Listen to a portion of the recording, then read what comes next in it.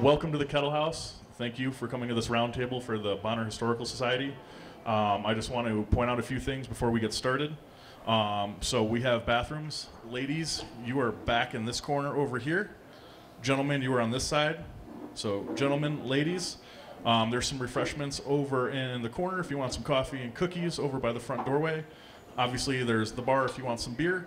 And then there is the Chameleon food truck out that door over there if you guys are a little bit hungrier than just some cookies and some stuff like that.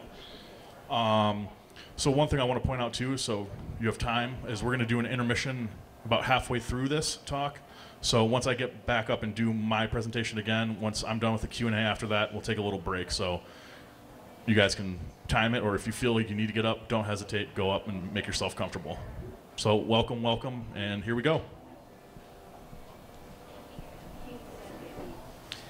Thank you, Will. Thanks to Will and the Kettle House for letting us do this here. We didn't know how it was going to work, and they've welcomed us not only with open arms, but Will's going to be a big part of our program today, explaining what we got going on in here and relating it to the history of the bars and the brews of Bonner, I guess is what we're calling this. I'm Kim Briggeman. Our program today, we're sort of going back to our roots as a history roundtable. It's going to consist of a couple of, well, actually 3 presentations after Glenn Mack's Hooligan gets us going with an appetizing story, or an appetizer story. And so what we're going to do is we've broken it down into the breweries, the bars, and we call it bootlegging, but the stills of these hills of the Bonner area. And those are 3 separate segments. After each introductory segment, we're going to turn this over to you guys, hoping that we stimulate some stories. That's what the crux of this is going to be, is an open mic passed around to each of you. You have the option of saying something or passing it on to the next person. But we think this might actually return us to our roots as a round table, even though we're not really around tables yet. So. Our programs are recorded by Missoula Community Access Television, MCAT. We've got cameras there and there. As part of a media assistance grant donated to the Friends of Two Rivers on behalf of the Bonner Milltown History Center and Museum by MCAT. Roundtables will be aired on MCAT Channel 189 and downloaded to Channel 189 video on demand at a later date. The topic that we have here, you might keep that in mind, that what you say is going to be on TV. And so be discretionary, maybe not use as many names or something as we normally would. With that, I'm going to turn it over to, one other thing. Will MacKenzie, who will be back up here in a little bit, he mentioned that there's going to be an intermission. And we encourage you, if you plan to eat, the Chameleon food truck is right outside the door there. And the intermission might be a good time to place an order and then pick up your order when the program is over or even before. We don't want to discourage you even right now of getting up and going ordering a beer or a drink. We've got cookies and etc. So we want to keep this as informal and fun as we can. And speaking of which, Glenn Max.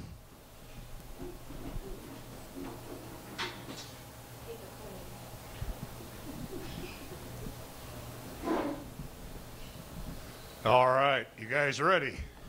Can you hear me? All right, here's my table right over here. These guys I grew up with. Here, I worked with some of you guys, you know. Bonner to me is, you know, just was a great place to be. I come out here in the early 50s. Straight into the mic. Right, straight into the mic? All right, thanks. Thanks, I appreciate that. Okay, and I'm going to be talking about a train today, so I'm glad my back is right up front here. Keep me on track. Anyway, as I walked into this building the first time, I was amazed to see the old high landing over here. Had a flood of memories come back. One of them being old number 1246. Any of you guys remember that old locomotive? Okay, it was I had to write it down here. It was a smoke belching, steam leaking, piston clanking locomotive, and it pushed 12 cars right onto this landing here. And reason for that, there's two sets of tracks there. One set of tracks closest to the river were positioned that way to let the logs roll in. Second tracks was right behind it, and that's where the jammer or river crane run, which tripped those cars and let the logs flow into the river. And you'll probably see some pictures that we have posted of logs in the river. Anyway, changes came real quick to Bonner. You just get used to one way of life, and all of a sudden it's changed.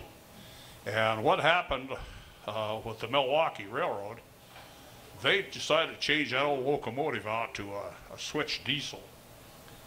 And when they did that, why, that was about the time that I graduated from finding where the whiskey was stashed in the woodsheds. I don't know if you read the article I wrote about, I can't mention any names, but the house number now is, I think, 68. As a kid, growing up out here, we found that the state of Montana repealed Prohibition 1926, and which was a good thing. A lot of people like to have a little nip now and again. And I had a curiosity as a young hooligan of what does this stuff taste like? I would ask, and they would say, get out of here. You're a kid. You got no business wanting to drink that stuff.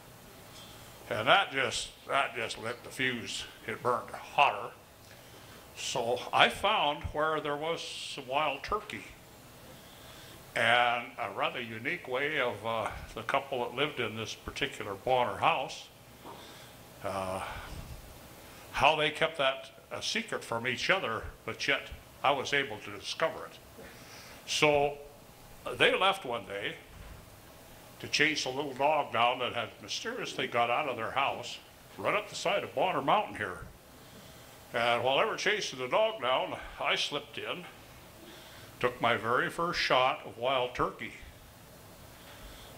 And I have in my mind, it must be like Kool-Aid. So with the Kool-Aid thought in my mind, I tipped that bottle back, and it was the closest thing to a near-death experience that I have ever had. I'm laying on my back in that woodshed, which is just littered with chips and bark, and I hear the owners of the place chasing their dog, and I thought, I gotta get out of here. Well, I managed to get on my feet and get the heck out of there, and that's pretty much the way I wrote the story up. The next challenge to come along was beer quaffing. I wanted to find out what beer quaffing was all about. And again, I'm told, you're a kid. You're not supposed to be drinking that stuff. So kid be damned, I'm going to have me some.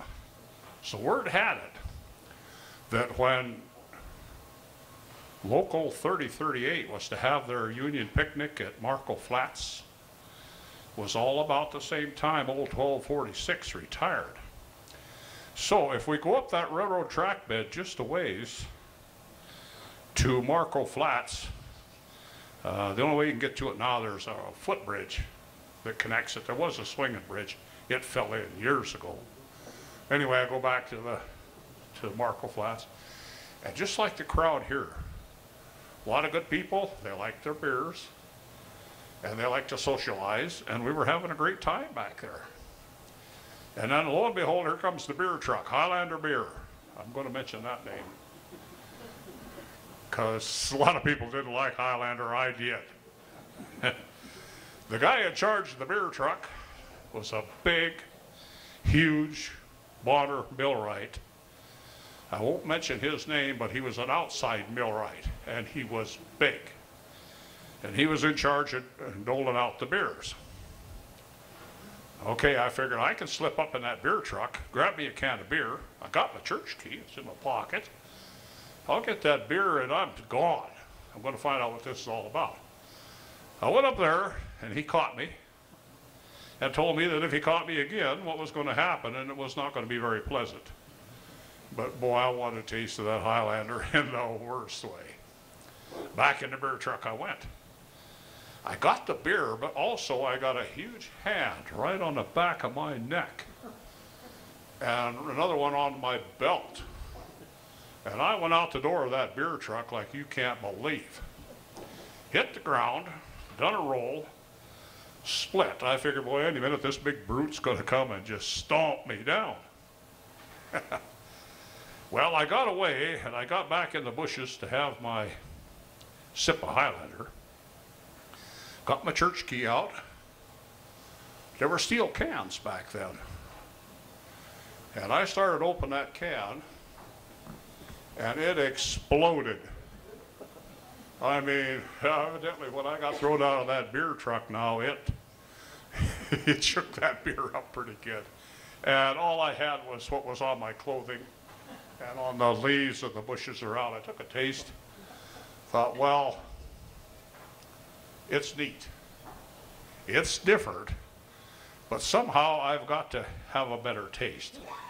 What became the better taste for me later on in life was if you went to Helena, there was a brew up there called Kessler. You guys remember Kessler? You go a little bit north and east of here was Great Falls Select. Butte Special, if you went to the mining city.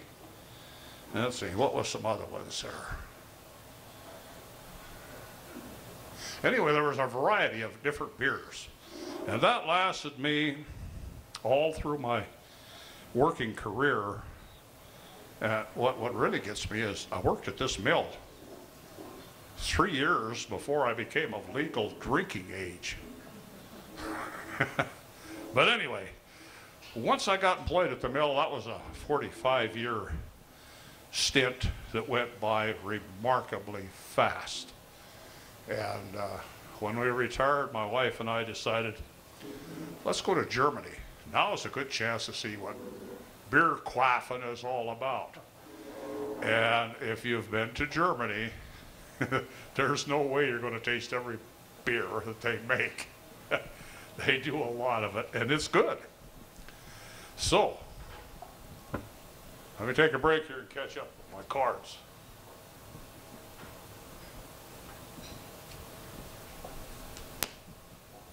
Okay, after traveling around the world like I did, retired from the mill, it's time to come back. And I find out now that the old Bonner Mill is going to be history. Spooked the heck out of me. a lot of good times out here. I didn't want to see this old place go away. So I got involved with the history team here, and thanks to Judy Madsen and Miney Smith and Dennis and all the guys that helped put this and make this what it is, we have today, you know, just beautiful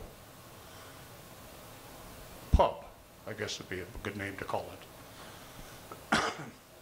Takes me back to when you couldn't have a beer, but now I can, and what a spectacular place this is to enjoy beer quaffing. Something I look forward to for a long time. Okay, most of the little pubs that I visited while in Germany were along the Rhine River, but in the back of my mind was always the Blackfoot River. And it hit me like a ton of bricks. Here's this beautiful little beer pub right here on the banks of the Blackfoot River. And that rang a bell in my memory that's just, you know, it's irreplaceable. I am glad that I actually lived to enjoy this. So, with that, that's pretty much my story on beer quaffing and alcohol. I had a hell of a curiosity. It was satisfied. And now it's even more glorious. So with that, I'd like to introduce Will MacKenzie again. He's the retail manager for the Kettle House. And he'll give you a better idea on how this all came about. Thank you.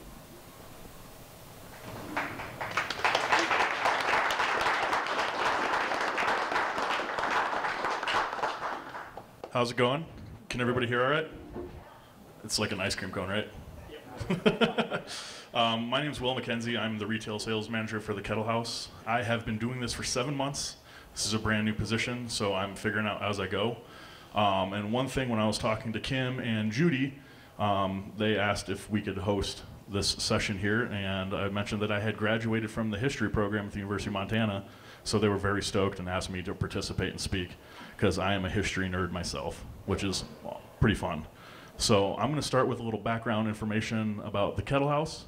So the Kettle House actually started in 1995 down at its Myrtle Street location. Does everybody know where that is? So it actually opened as a U-brew on premise. So the idea was for people to go in and brew their own beer. Wasn't the best business model, but it was kind of cool. In a couple of years, they started selling growlers, but they couldn't sell pints for a profit inside the tap room. So they got together with the Montana State Legislature, and in 1999, they lobbied and were able to start selling pints like you're having now, which changed the landscape of the modern brewing industry in the state.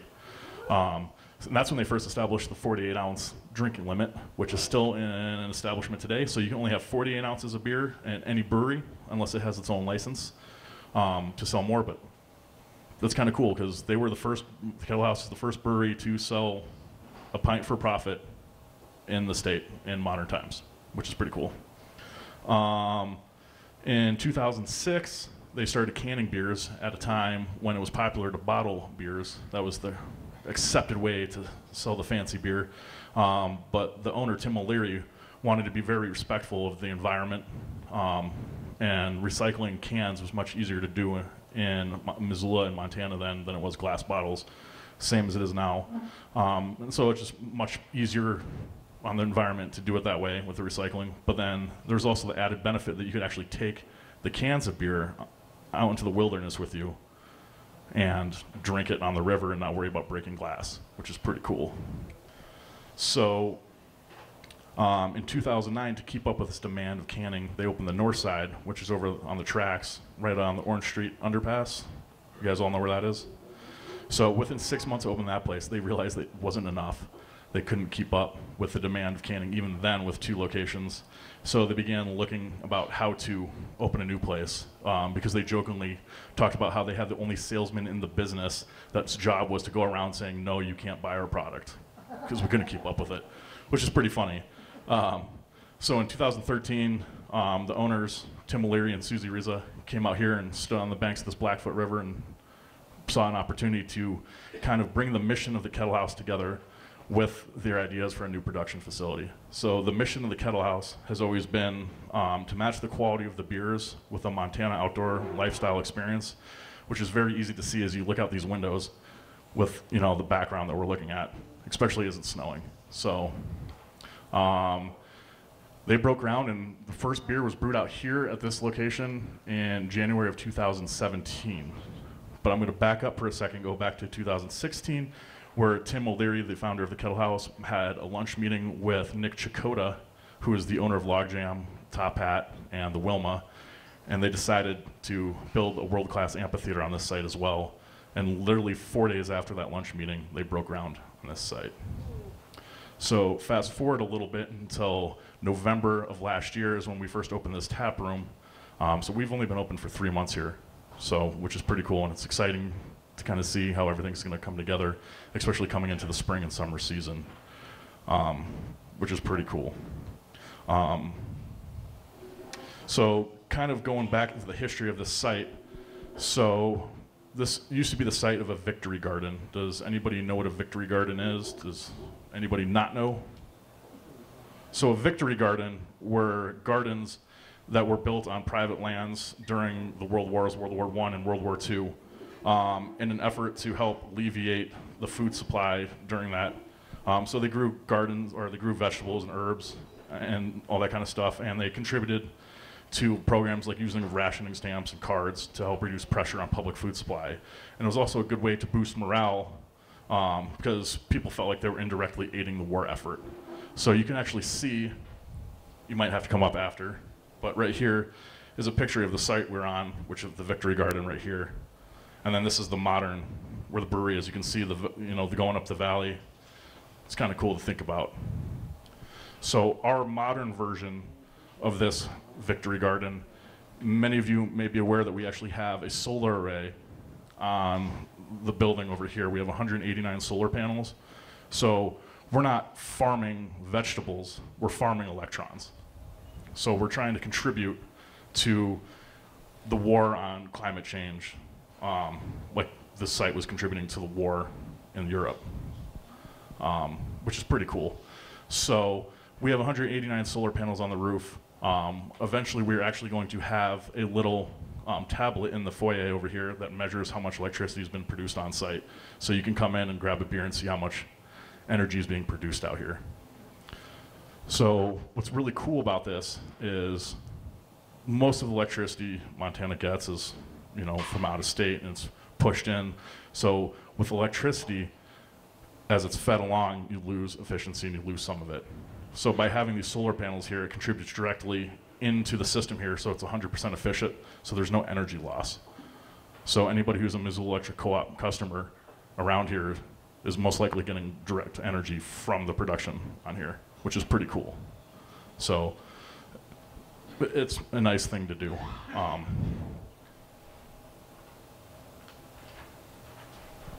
So the goal of the Kettle House is to eventually be carbon neutral, and we're taking steps like that to aiding in that way.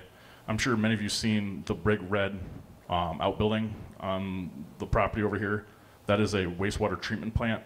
So beer is 90% water, and when it actually is brewed, there is some wastewater that comes off that you can't actually directly put back in the water because it wouldn't be environmentally sound.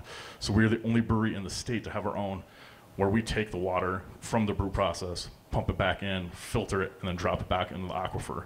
So that's not only responsible business ethics, but our number one resource is water, so we'd be doing ourselves a disfavor by giving anything but less than perfect water into the aquifer that we produce the beer with. Pretty cool. So one thing that's really cool is if you see the tables and the wainscoting and then the wood on the bar, all that is made from wood that has been pulled out of the river, which is really, really cool.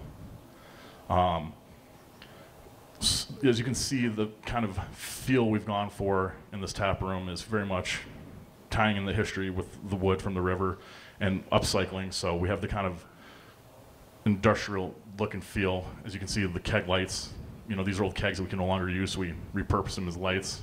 Kind of cool. We're eventually going to have a kick rail made out of rebar that's pulled out of the river as well. So a kick rail is where you put your feet at the bar.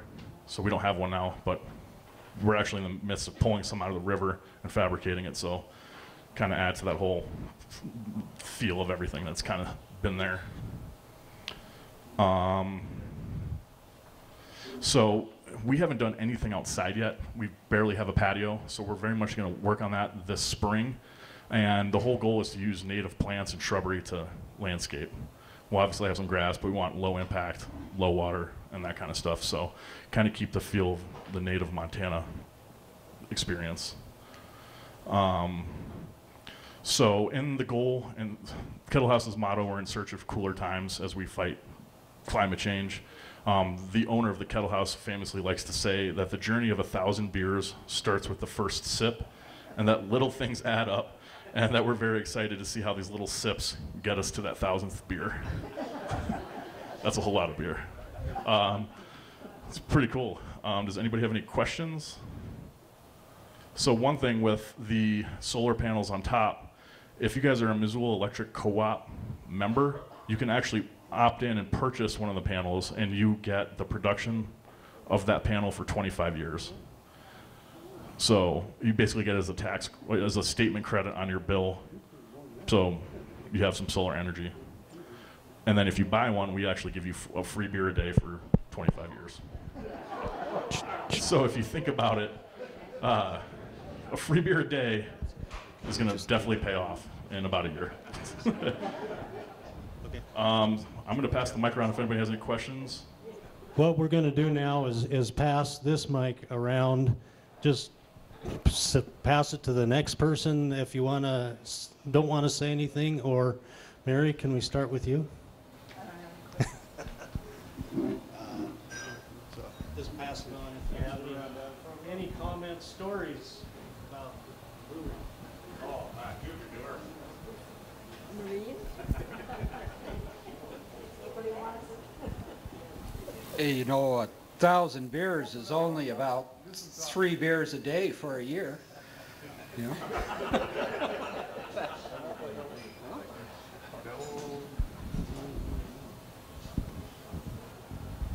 How does one go about joining that electric co-op? I can meet with you and get you that information. So there's a couple different ways you can do it. The cost of one panel is $650, and then you get the energy produced off of that for 25 years.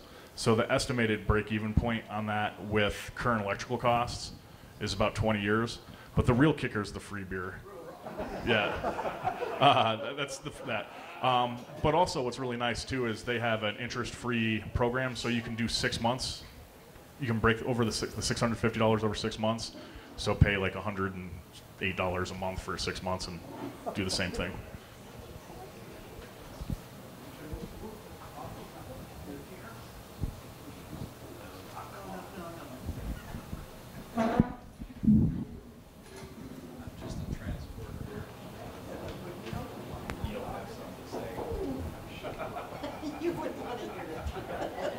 You're up next, Ed.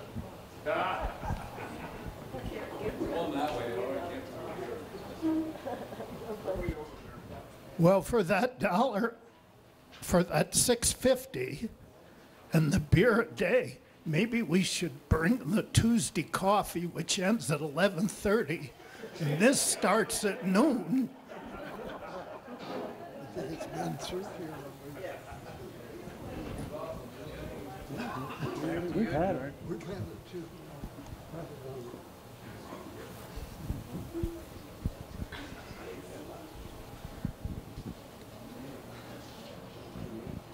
Anybody else? Okay, here we go. Yeah, I was just curious who did the woodwork for the bar and the tables. Say that again, sorry. Who actually did the woodwork for the bars and the tables? It was a collaboration between two companies. Hellgate Forge over here on the mill site fabricated, they cut the wood and then also built the metal frames. But then Price Construction, who built the tap room as well, did the finishing on the tables. Yeah, it's beautiful. So one cool thing too is we have a very large Bavarian style table on its way in. It was supposed to be here 4 months ago. But best laid plans, as the saying goes. Hopefully we'll have it in about a month, but it's literally can seat 25 people. It is community style, and it's going to be just a gorgeous centerpiece. And the reason we wanted to do that is because in this modern day society, people are so addicted to their cell phones. We wanted to have a way for people forced to sit together and put their phone away and get to meet their neighbors and people sitting next to them. So hopefully it works. Otherwise, I mean, I'm going to come in here and there's going to be 25 people on their phones, and I'm just going to walk out. Any other questions?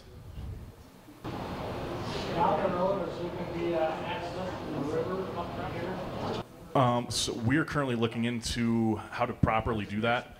We very much want access to the river, a walkway, down over on this side over here. A couple other things we're looking into is we want to get a patio that overlooks this, but we want to make sure we're doing everything properly for the river, for the community, mitigate liability, and make sure everything's done just on the up and up. Because people are going to come up from the river no matter what, so we want to provide them a safe way to do so.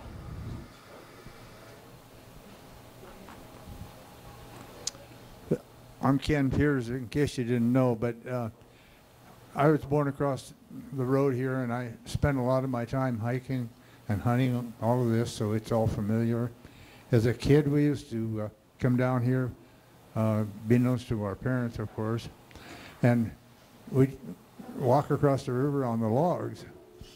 And that was kind of an experience of its own, but then there was also I think they called it a flume or whatever. They hold the logs back, and my dad walked to work every day on, and a lot of the other guys, and they'd cross that flume and walk around the hill and back home, and so it was an interesting place to be around, and we had a lot of fun down there, and we fished down there, and we swam up the river here. It was a big part of our community because a lot of people enjoyed this area, so we had a lot of fun. So we thank you for building here.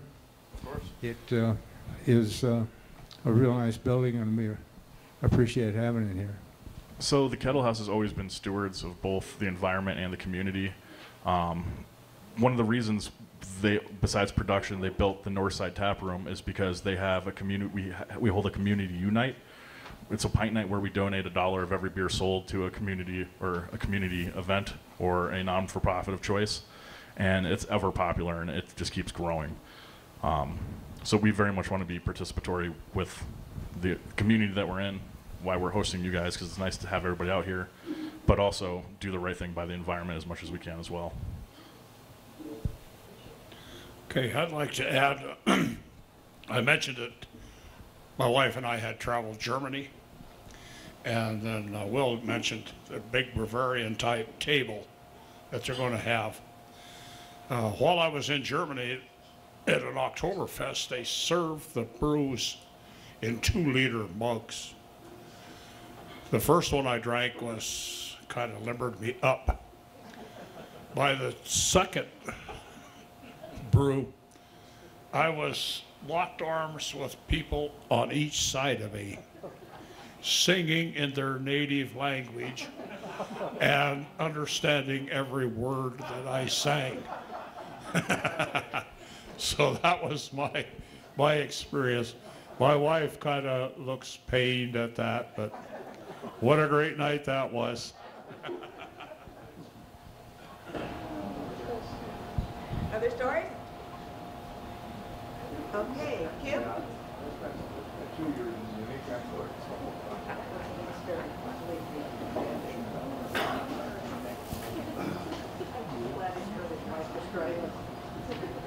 So one thing, I guess we didn't properly introduce Will, did we? Did you? Oh, okay, sorry about that. It was the point in our program that we were going to take a little intermission. And I think this is as good a time as any. This is where you can, feel free to get up and move around and order a beer, or, like I say, if you want to eat here, the Chameleon truck has really good food, and it'd be a good time to order it now so it'll be ready when the program is over or even before. You're right, those green menus on the table, maybe those of you who aren't at a table could, or those who are can share with those who aren't if they want to. So we tried this last year and it worked okay, 10 minutes kind of break, and we will try to herd everybody back in about 10 minutes. So I've got, what, 2:36 right now, so somewhere around 2:45 we'll reconvene, talk about bars and stills. So we're going to swing into the second segment, the bar segment, and my idea is to take a quick trip bar hopping through the Bonner School District, basically, over the years. And it's not only to tell you what I think I know, but I'm hoping that you will correct and add anything you've got that you hear. In the back and on the side, we've got some photos of old bars in, most of them in Milltown, I think. What we'd like you to do is, if there's some things you notice or you know the location, the exact location of those places, we'd like to get that on record. And so if you could, maybe if, I think there's pens available at the back table. Oh, by the posters, okay. Oh, we're talking these posters over here too, and in the back by the door, etc. So Midway Bar, etc. Even if you just want to put your phone number down, and we can get hold of you and learn what you know. So here's what I know. If we pull out of the driveway here, out to Highway 200, and take a left, we're going to go start our bar hopping tour at the Blackfoot Tavern, which is, what, 2 miles up the river. All kinds of stories about the Blackfoot Tavern. We could go all the way up to Roundup Bar, etc., but that's a little too far for today. And so we're going to stop at the Whispering Pines Pavilion, which is one of the unknown bars of Bonner. It was a Prohibition bar, 1931, 1932, only lasted a couple of years. And it was located on this side of Wishart Bridge. Wishart Bridge is the first crossing of the highway of the Blackfoot River, maybe 4 or 5 miles up the river. And at that time it was called the Third Red Bridge. You guys, some of you know more about the Red Bridge count than I do, but the Third Red Bridge at that time is where the Whispering Pines was. I apologize for the handwriting here, by the way. This is why I'm not a teacher anymore. Let's come back down the highway and enter Bonner, where the post office and the history center is now. That building used to be the roundhouse for the streetcar from 1910 to 1932. In subsequent years, it became, among other things, Bill's Roundhouse. Now, there's some question whether that would be classified as a bar or not. Does anybody know? Does that be a bar? It was a bar. Okay. Okay, they sold beer. Well, that's our that's our chief criterion. Although we will bypass a few places that sell beer, but wouldn't be classified as a bar, saloon, tavern, that kind of thing. Across the street then from Bill's Roundhouse was probably the oldest liquor license in Bonner, the Margaret Hotel, where the park is now on your right as you're going through Bonner. That was the site of the Margaret Hotel, 1892 to 1957. keep on going through Bonner, and on your left, where the baseball field is, Kelly Pine Field, used to be, before the streetcar came in, something called the Bonner House. It was a tavern, a bar, and the stage station before the streetcar came in. Okay, continue on past the school, past the churches, around the corner to Milltown. Let's park in the parking lot of the store, Disbro's, River City Market, all the names that are now. It's now, Lennox Cabinetry Shop. Behind that, as we look at it in modern day, was Mills Midway Bar. Started out the Midway Bar, and in the 1939, and later Mel Lang took it over, and it stood until well into the 70s, if I'm not mistaken.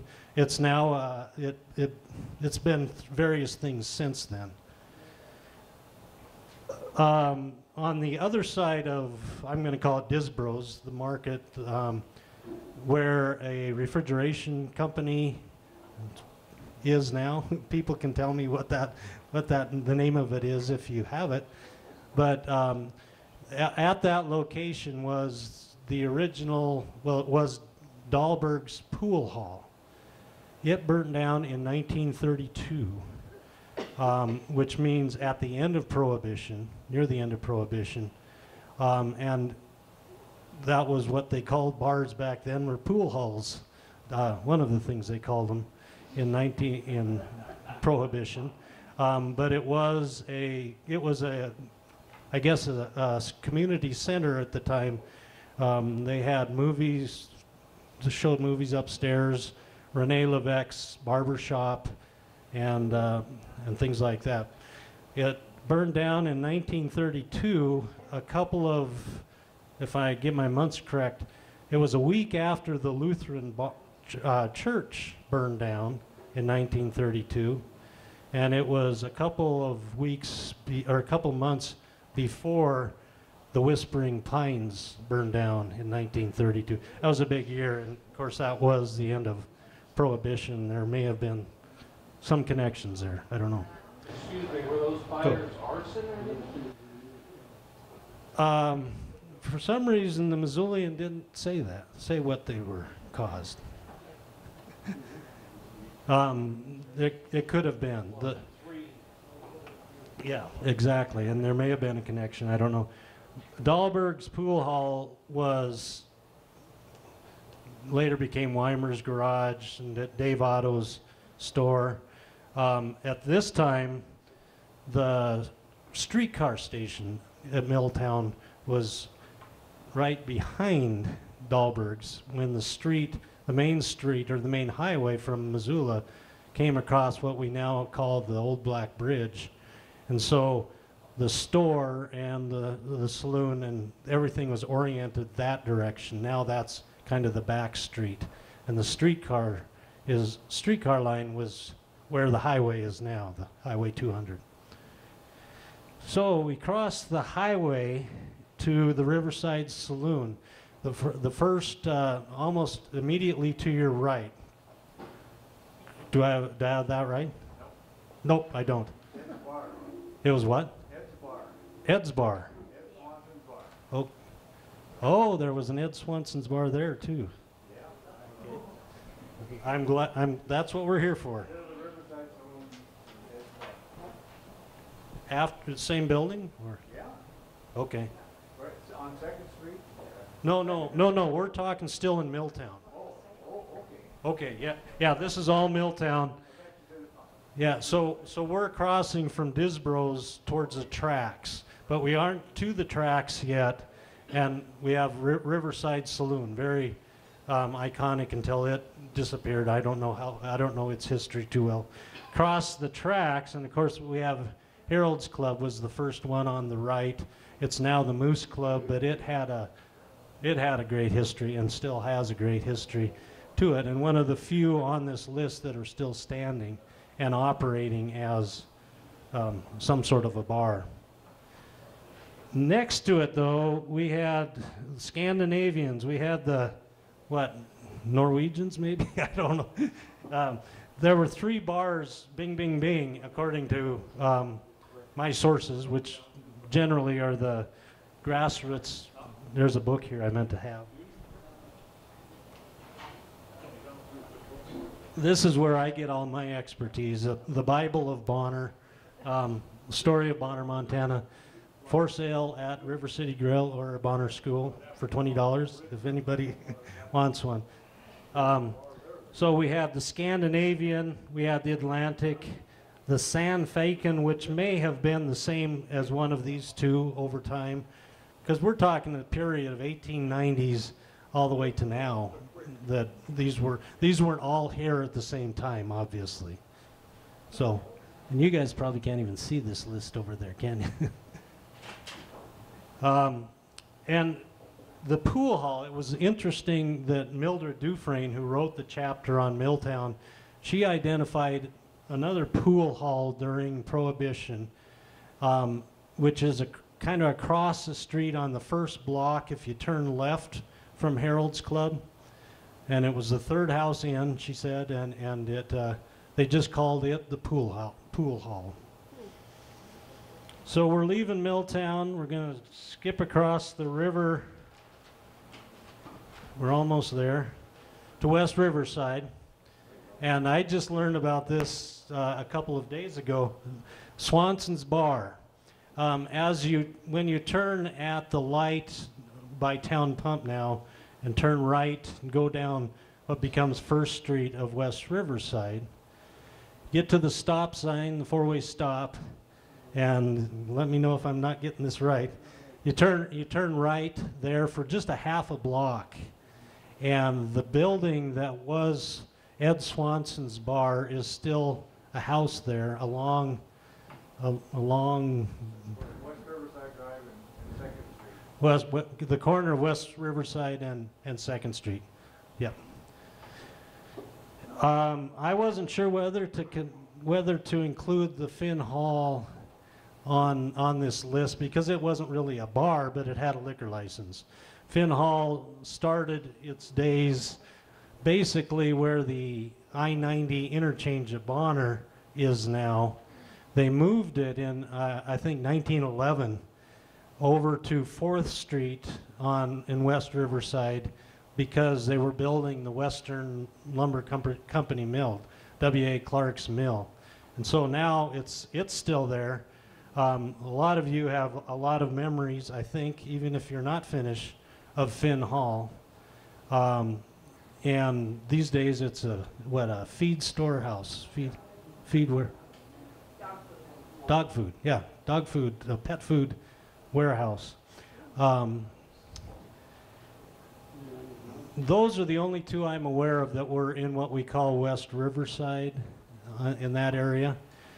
If we continue on down Highway 200 now to what we refer to as Pine Grove, probably the most memorable one is the Club Chateau, which started out as Richie Fontaine, the boxer's training building, and when he pretty much ended near the end of his career, he and I think a brother started the ring club that became Richie's Club. This is in the 1940s, and pretty soon in the early 50s the Marshaldens bought it and turned it into what became the Club Chateau. Interestingly enough, the first reference I found to it was called the Chateau Distinctive, which I think they really wanted to draw the line between Richie's Ring Club and a supper house that the Club Chateau became. I left one out off here, maybe the most interesting one. There was a speakeasy, about a block behind the Club Chateau in Pine Grove that was called the Blue Moon. And I found reference to it in Old Missoulians. It was an open-air dance pavilion that was near what became the Nyquist house residence back there. There are to this day some really cool old looking buildings back in that area. If you just take a look around, and sometimes I wonder if one of them wasn't the original Blue Moon Speakeasy. Lasted from 1928 till the feds busted it in 1929. And it's interesting that one of its ads in the paper said, and this was during Prohibition, and it said, free beer outside of hall. So I'm not sure what that meant. To the west, the Missoula side of the Club Chateau, this is according to the account in our book here by Nancy Fontaine, was the Grizzly Inn. This came in after Prohibition, so it seemed legit. 1928 to 1929. And it was a, yeah, well, that's probably enough. So that's our tour. That's our bar hopping tour. I hope that, and we could have gone back up the Clark Fork to the Turripines, etc., but I wanted to keep this in basically the Bonner School District. So what I'm hoping now is that this reminds you, this list reminds you of something, and when we can start passing the microphone around and hear some old bar stories, again, reminding that this is on TV. Hal, do you want to start?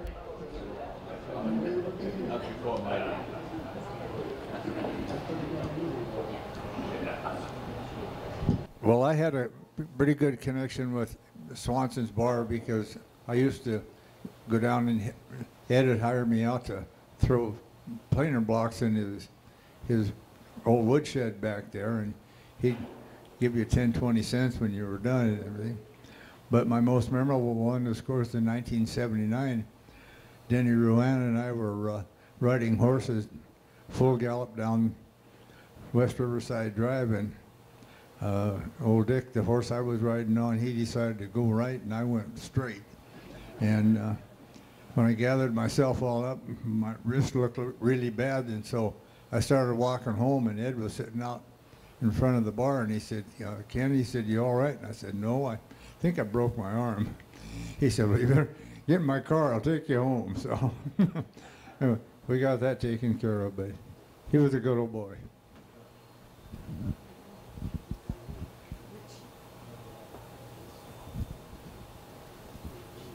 Yeah, I think you missed one up there on the Blackfoot. There was one right there to the left after you cross McLemore's Bridge. It was built across the creek, and the name of the creek that comes down through Potomac, I can't remember the name of it now. Union Creek. Union Creek. Okay, there was two great big large logs that they laid across the creek, leveled off the top, and they built this bar right over the top of the logs. I remember going up there one time on a fishing trip with my uncle, and my dad was going up the Blackfoot to go fishing, and they stopped in there and got a gallon of beer. And what I remember after walking in there was all of the chairs made like snowshoes, all of the seats made out of willows, and the back and the seats was all strung with rawhide. But it was right there at the mouth, right at the mouth of Union Creek, right there by the old Betts's place. And you don't remember what it was called? The name of the bar? I can't remember the name of the, no, I can't. I've been trying to think of the name of the man that had it. Bill, Bob Hall up at Potomac told me what his name was too. but I can't remember it now. Okay. Well, let's give it a name. I need to add it to my list here. So we don't want to get into the Union Club or anything like that. Because Union Creek Bar. Okay. That'll remind us of that. And of course, right on the hill above there now is the Steel Toe Distillery, correct? The Union Creek Bar.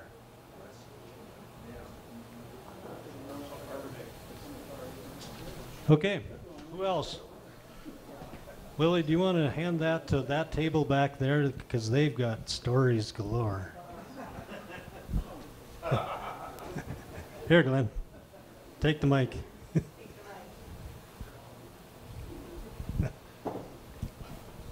Okay, should I tell about our little bar?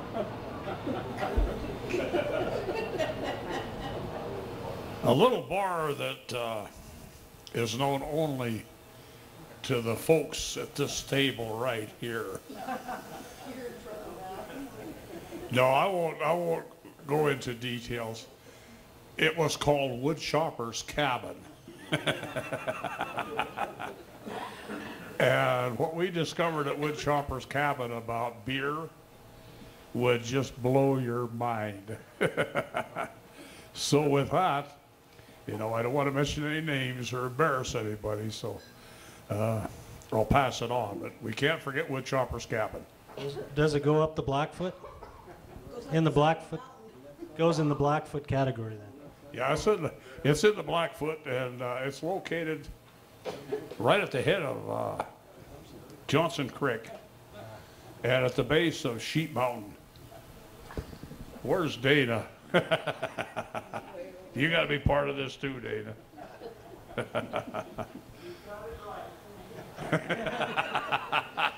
Okay. Anybody else got a little hideaway they want to talk about? Maybe you guys just could pass it down We end the stills, down there. just bars. The stills are our next segment, so hold on to that one.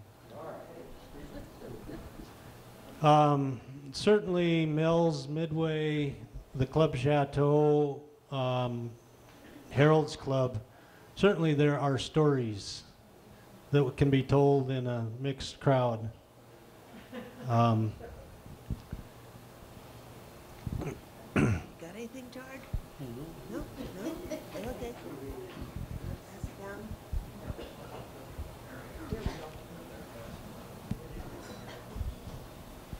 Well, the only one that I'm Mary Ann Buckhouse, and the only one that I can remember a lot of, I started working for the Anaconda Company in 1956, and I know Anaconda had a lot of company parties at the Club Chateau. That was kind of Anaconda's headquarters there for honoring people that, for 5-10 years of service or 50 years or whatever. And it was a very popular supper club, I guess you would call it. And I remember having many Christmas parties and company parties at the Club Chateau, and it was a very nice facility at that time. The others, I guess that must have been before my time. Thank you. Oh, okay. Jerry? I'm Jerry Buckhouse, not to be outdone by my wife. I got a little story about Harold's Club. On the side of Harold's Club, my folks had Harold build a little cafe, and they ran that cafe. We moved to Milltown in '43, and one thing about that cafe, he had to cut a hole through the wall into the bar, and he liked to have a drink once in a while. This is my dad, George Buckhouse. And he'd just ring a little bell, and they'd set a double shot up on that little hole. And he had his little nip in the afternoon. And that was my place to eat. I had to have breakfast, lunch, and dinner at that cafe. So that's my story about Harold's Club. Can I connect George Buckhouse and Clara Buckhouse to George's Cafe here in Bonner, where the post office, that was after Milltown? After they left Milltown, Disbro's had a grocery store, and they had a little fountain on the side of the grocery store, and they decided to shut down the grocery store, so my folks took over that part of the building. The end of it was the post office. So they ran a restaurant there for a few years, and that's where the Lions Club got started, was that little fountain on the side of the cafe. They had Lions Club, Hellgate Lions Club, had their breakfast there whenever they'd meet. Well, a little history about that place. Those of us who went to Bonner School remember walking down to George's Cafe after the basketball games at night.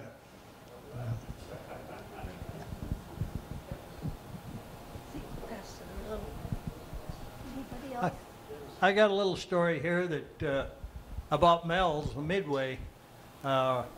Logging foreman, that was his pretty much hangout, and most of the crew moved in there, and one of his statements said, if I had half the logs that were cut, skidded, and hauled, I'd be the biggest logger in the state of Montana. He said, there's more timber cut and hauled in that bar than has ever hit the ground.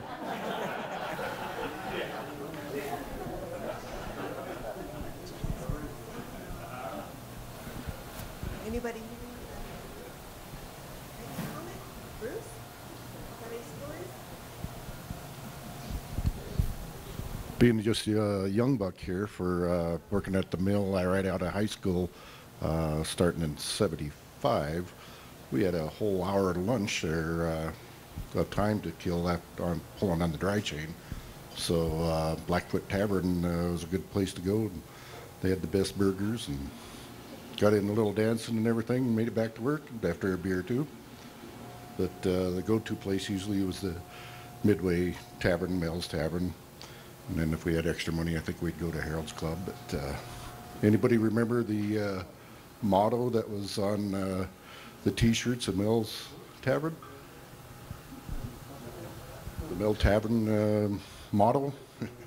Remember Bud Moore, my neighbor, would roll his own cigarettes and be smoking them, and the ashes would come down, and see the holes in his shirt all the time. And but the motto was Mel's Tavern, best damn flies in town. Best damn flies in town. Yep. And then the Club Chateau, actually, after starting the mill at 75, got married in 76, and my wife here and I had our reception dinner before our wedding. It was a great place to have parties. Good time. Thank you. I got a question on that Dahlberg's bar. Is that any relation to the Dahlberg of Missoula? I really don't know. You know, because they named that field after Dahlberg in Missoula, and I think he was a World War I hero or something. And I just wonder if that family had any relation there.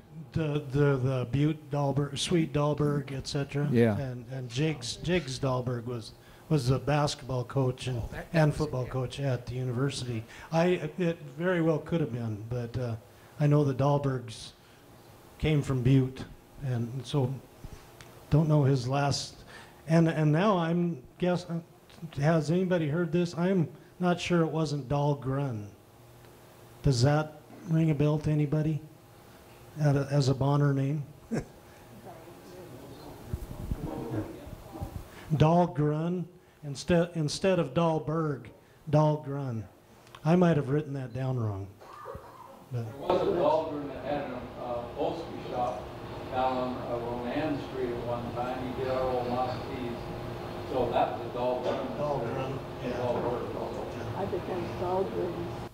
Yeah, I'm almost thinking it was Dahlgren, but that would require more research than I did. Anybody else? The mic's coming around the bar. All right, well that's a wrap for the bars. Does anybody have an update on the score? 27-10? 27 to 17. Saints. We have an old New Orleans boy here running the sound system. So, all right, I'm going to turn this over. I think that's next, right? I mean, I don't have anything else to do here.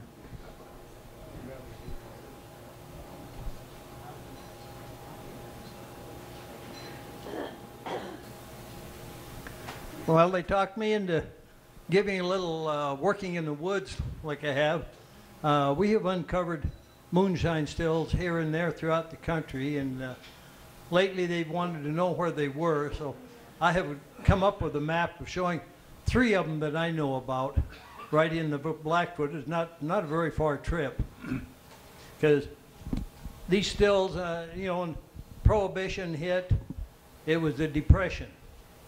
And we had all kinds of people out of work. And I haven't, I don't know who built these stills, but I haven't, it's logger ingenuity, I think. Some of these old loggers that were laid off, they knew where all the little springs were because they had logged up there. So they moved out in the woods. A lot of them has moved out and built a cabin. So the moonshine stills were a natural income for these loggers. And, up the Blackfoot here, of this map, we have one real big moonshine still that was in what are called whiskey draw. And I had the map printed, but they cut me off. It's right about here, just off the corner of my map. It was huge. It had a huge wooden hopper, about 7 feet tall and about 7 feet wide. Looked like a coal hopper that they must have put their grain into. And when we logged in and around there, the skid cats are building skid row. They dug up 55-gallon barrels of liquid. These are steel drums, and nobody wanted to take a sample of coming out of a steel drum. If they'd have been oak barrels, it might have been tried, but they punched holes in and let them drain. But these barrels were all full of some kind of liquid. And then my partner, we were building road up here in the 80s, and we found a moonshine still, and these are the pieces that I brought home out of that moonshine still, that little blue cooker that Ed has the other half of the cooker. He took half, I took half, and it was just about 50 feet above where we were building the road, a little spring across there, and we took a bunch. Took my son back to it a couple of times. We've hunted through there. And then I was told of another still just about a quarter mile away down in the draw at East Twin. And my son, we were hunting on the day. We thought, well, let's go see if we can find it. So we hiked down the draw and we found the remains of a cabin. But it was getting late in the day and we thought, we'd better get out. And this old road here that we're walking out, it is so much downfall on it that we had to crawl underneath some of the logs to get. So I have never been back to double check, see if I can find more of it. But another little piece of history here is I have this bottle.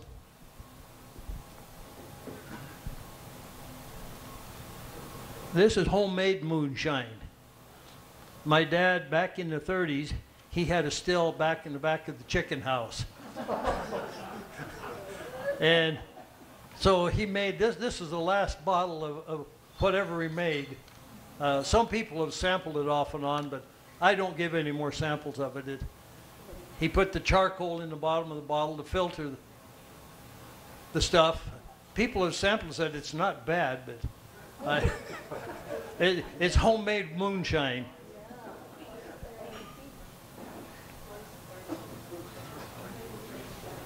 And then this crock jug here, this moonshine still that Ed and I found, back down the canyon, about a mile below, back in here, the company had a salvage logger working in there one winter back in the 60s, and they told me keep him plowed out. So I plowed out. Well, he wanted me to build him a little landing. So I graded all that out, dug that all up, built a landing. And he landed, and well, the next summer they said, go up and clean that up. So I went up with a grader to clean that up. What did I find? Probably about 25 of these all broken to pieces that I dug out that winter.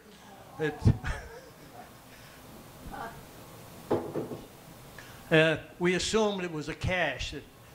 It was about a mile away from the still, so you could brew your stuff, haul it down someplace and hide it. So if revenuers or whatever were looking for you, they found your stash, but they didn't find your still. So we assumed that. I couldn't believe how much of them crock jugs I broke up that in the snow, I didn't even know what I was digging up till the next spring, and they were scattered all over there. And then this is East Twin Road. You go up here about 2 miles, you can walk. There's a road up here now. You can walk all the way into that one. It's about a 2-mile walk there. Once you get up on the road, it's a level walk pretty much. The company kept pretty good grades on their roads. And like I say, this is part of the moonshine still that we dug up. This is, we're not certain how it went together, but that's kind of the cooker part. And this looks like the fuel reservoir that they used. It was underneath that. And I did take the name tag. It is New Perfection number 2. Is what this was. But I did find right beside all this was this little porcelain cup. I'm certain this was a sample cup, so they knew what they were brewing. Oh, there's probably more. I've heard of another still yesterday up in Marshall Canyon, but I don't know where that was. Somebody was telling me about it yesterday that I don't know, and I've heard of some up the Rattlesnake, but I've never found them. But these here are all. This is a long walk because you got to go. The road's gated here, and you got to follow the road all the way around, and probably about 3-4 miles to get back to this one. But it's pretty visible. It's right below the road, and you walk around the road there, and you look down. And there it is. Sits that big hopper sits there. I don't know if it's in good shape anymore or not, but it. Because that road was built in the early 60s. So, but this one you can still get to. And this, if you want to hike up and climb down in there and climb back out, there might be more there. I'd like to get back in there, but that trip out was enough to keep me from going back. Outside of Kim. Can you tell us where Whiskey Gulch was? I mean, for us, we don't know where. All right, this would be Johns Rood Park down here. And this is what they call the McNamara Road. And you go up, and this would be what they call old horse logging camp. Was called Sheep Flats. And it's kind of used as a campground now. And one time they had a swinging bridge across the river. So if a guy crossed the river right there, just a short walk up Whiskey Gulch, it comes right down, and it kind of disappears before it goes into the river, into the ground. If a guy wants to walk across there, it's not that long a walk, because this is only, I think, about 3 or 4 miles from Johns Rood Park to this campsite. And a guy can cross the river there where they had the swinging bridge. Is that close to Montrose? No, no. This is, yeah. On the other of the map right about here's Thibodeau Falls. Because I guess at the mileage I think it's about the 3 or 4 mile mark. I think the state has it as a campground or recreation area now. It was an old horse logging camp in the 1890s. Any questions?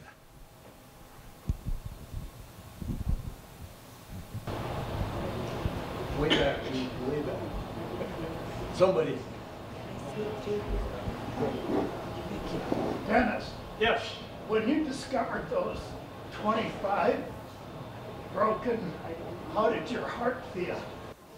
I thought there's a piece of history that I destroyed that I didn't even know was there, because working like I did in the woods, if you go into the Bonner History Center, that old rusty scrap iron stuff that I picked up in my jobs around the woods. So had I found whole pieces there, I would have brought them in. Hey, Dennis, I got a story just off of the river, right past what we were calling the Third Red Bridge up there on the right side of the river, across the river. As you cross the bridge, cross the river, that's where they got a swinging rope now, and they swim a lot. Just up from there a little bit, there's a little flat, a small little flat in there, and a draw that goes up it, and supposedly there was a still many years ago there. My grandpa always told me that, and the revenues came in and busted it up, and then about a week or 2 weeks later, he took the horse team up there and some sort of a little wagon or a skid and brought out everything he could scavenge that he thought might be useful for anything, because back then you didn't waste anything. So that's another spot there. And if Carla's still around here, she can tell you about the one up Marshall. Yeah, she mentioned that to me yesterday, because yesterday was her 65th birthday. A little bitty Carla, and you can't believe 65 now. Carla Green.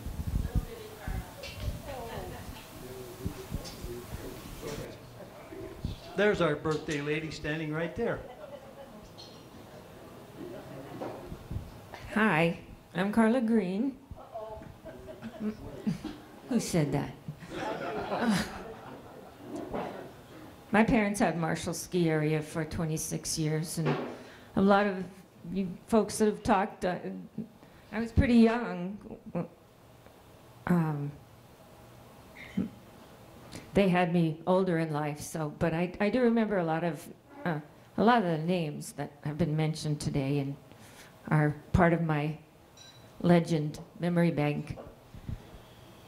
And yes, there is a still up Marshall Canyon. My parents bought Marshall Ski Area in 1957, and they'd heard about a still that Ole Olson, who built both the lodge at Marshall and the home at Marshall, the log cabin. He was a Norwegian shipbuilder, and he also built up in the woods. You do a pretty steep climb about halfway up to the ridge right up above Marshall, up the canyon one draw. And after several weeks of trying to find this place, my mom and her friend came across it, and it was secured snug enough that when they opened the door, the smell was just about blew them back out the door again. And I grew up visiting it occasionally, and over the years the ceiling was sagging, but the bed was still there, and the still was still there, and just a table and a bed, a table where the still sat, and a bed, and then just I would say if anybody's interested, I could take you to the spot now. But I would imagine there's just a few logs there, but I think I could still find it. So if anybody wants to go, we could set up a little sojourn next summer. Yeah, everybody sees these moonshine stills on TV and everything.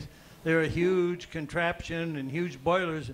And you look at these little pieces that Ed and I found, and they had just a small little cooker for processing their grain or whatever they use to make their moonshine with. So it didn't need a huge whiskey draw was an exception. Like I say, it was a huge operation. Unfortunately, in their skidding right there, they destroyed most of it, just having fun mostly. I'm going to see if Willie will tell us some of his still stories. Tell us some of the stories about stills you've heard of when you were a kid. I figured you was going to ask that. Well, actually the first place I remember living was out on the Big Flat, about 1933. It'll be a few days now and I'll be 90. So anyway, there was about 3 or 4 stills out there. And this one, I can mention the name now, they're all gone. But a guy by the name of Louis Martin had a still out there. And he owned this little car they called a Whippet, red Whippet. Well, the feds got on to him. They could never find his still, but he'd come out, he'd make a run into Missoula, and the feds would be waiting for him up on the top of Blue Mountain Road. Well, they'd stop him, they'd check the car out, take the seats out, also the spare tire, take that out. Could never find him with any whiskey. Well, they'd let him go, and he'd come into Missoula. Of course, they'd put a tail on him. And he had some friends up on the north side. Well, he'd pull in there, park out front, and the feds, they'd have a car parked down below watching him. Well, about an hour and a half go by, and it started getting dark. They'd give it up on him. Well, after dark, they'd open up the garage door of his friend's house there and run the little Whippet in there, and everything was all clear. The feds were gone and everything.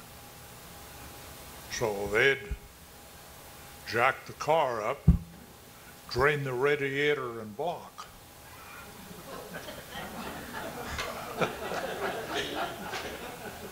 Anyway, they said that Louis had the cleanest block and radiator in Missoula. That's where he was hauling his booze. But these old still sites, of course, I don't know anything about them around here in this district, but I lived up at Tura most all my life. And there was one up there at the forks of Tura Creek. And I found the remains of one up there at Bower's Dump.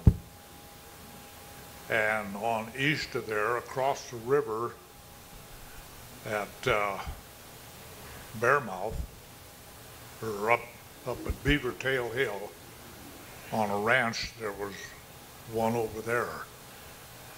Anytime you find an old cabin that's pretty well rotted down now, and you look around and you find the remains of a barrel all rotted away, and a few bottles that have turned all purple, well, you can just well bet there'd been a still there at one time. So that's all I got. I've got a little story, if you don't mind. Yep, go for it. My dad was born and raised at Clinton, and they had a ranch just on this end of Clinton. And he knew this old bootlegger, and he'd got all his booze was ready, and he said, "I got a bottle of all this." He said, "Harold, why don't you come down and give me a hand?" He said. So Dad went down there, and he said they filled all these bottles, and he said if there was too much to seal them up, he said they'd drink the top off of them. And he said everything was going pretty well, and pretty soon he said, well, I got to get home, and he was about a mile away from home, and he said, I got up, and he said, all I could do was walk backwards. And he was out in the trees, so he said, I crawled on my hands and knees till I got to the road again, and he said, I walked all the way home 1 mile backwards. Had a good time.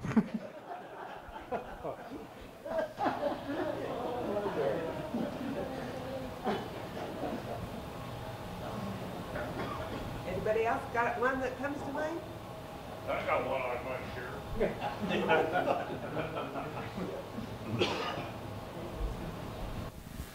Okay, I've had a fascination with revenuers, moonshiners, and whatnot for years.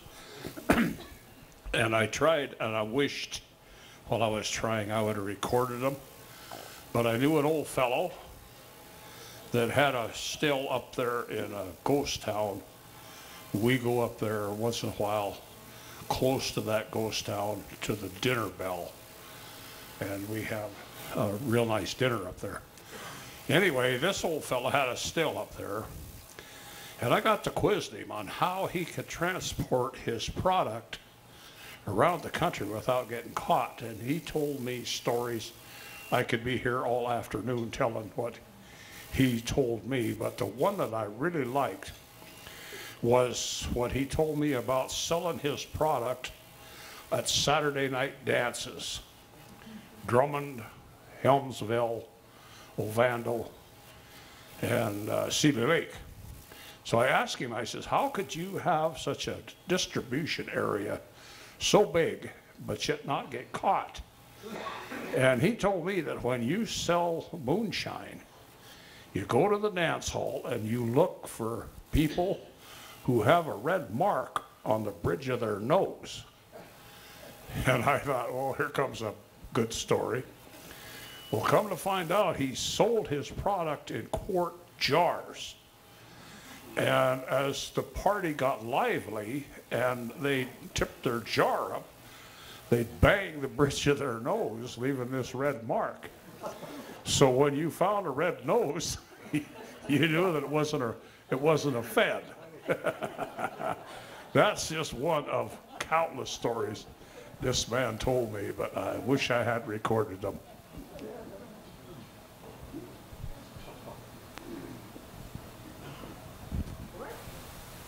Well, I have one more on the Midway.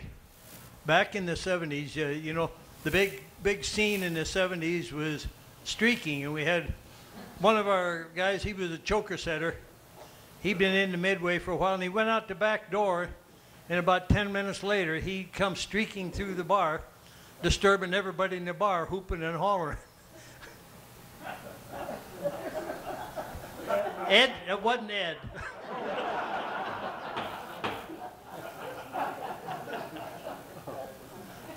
He's still around because I won't use his name right now.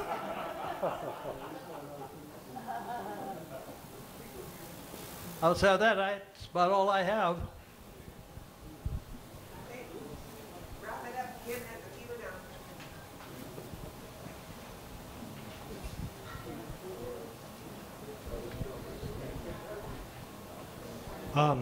So I'm wrapping it up, I guess. I don't know about you, but this place is only 2 months old, and it feels like home to me. And like a lot of the old bars and places in Bonner, this already feels like home. We are the Bonner Milltown History Center and Museum, stationed at the old George's Cafe, which is open, and I wish I could remember the hours, but Tuesday morning, Wednesday and Thursday afternoon. You ought to see this place. I haven't had much to do with it, but Judy and Dennis, I mean, they got tons of stuff in there related to the logging industry in Bonner, but also a lot of other things. We have these round tables on the third Sunday of January, February, and March every year. This is the 11th year that these things have been going on. we're trying a few things different this year. One is the location. Usually we've been at the St. Anne Catholic Church in Bonner. Our next program is scheduled for the third Sunday of February, which is February 20th, when football season is over. The Rams just tied it 20-20 in the fourth quarter. The Patriots and Chiefs are on at 4:30. But on February 20th, I'm sorry, February 17th, Sunday, we're going to have, what would we call it? A We Love History party. And it's not going to be a formal presentation like this. I think it'll be more of a mix and mingle, similar to the old timers days that used to be at Bonner School. Now, we've got a great location for that, and that's the old Hellgate Lions barn that Friends of Two Rivers now are managing. There is the possibility, in talking with Will, to return that to here on February 17th. And I don't know if you guys have any preferences, but we're at our next meeting, we will discuss that and let people know. But this just feels like a good location. The barn is a great location as well. It's got that huge picture, basically, that shows the logging train, the train dumping where it dumped its logs right off that flat. What'd you call it? What do you call it? The high landing. Yeah. For so many years, and that's all the way across the back of the barn. I mean, it's a great location. This is an equally great location. So it'll be up in the air until we get feedback from you guys and decide, and then the advertising will go out as to the exact location. 2 to 4. This place is open till 8 o'clock, and we encourage you to stick around now. This is different than the church. and the Chameleon is open, and again has great food, lots of good beer to try. So we appreciate this. Worked out a lot better than I guess I had thought here, and it's due to Will, MacKenzie, and the whole Kettle House crew that they've been so good to us. So see you in February.